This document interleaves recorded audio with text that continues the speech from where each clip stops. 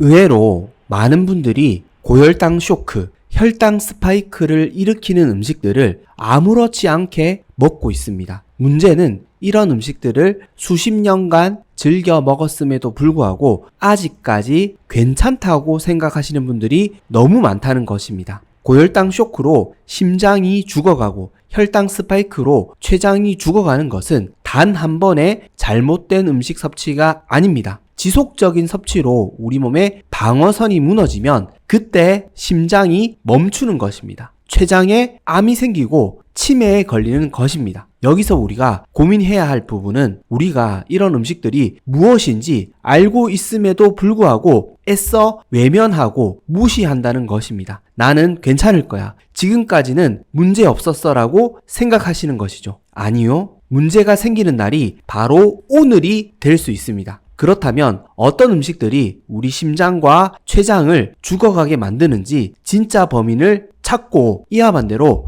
우리 심장과 췌장을 살리는 식단은 무엇인지 그 해결책까지 점검해 보도록 하겠습니다. 그리고 구독과 좋아요로 응원해 주시면 이 영상을 더 많은 분께 전달하여 많은 생명을 구하고 더 유익한 영상으로 보답드릴 수 있으니 많은 성원 부탁드리겠습니다. 건강은 선택입니다. 선잘.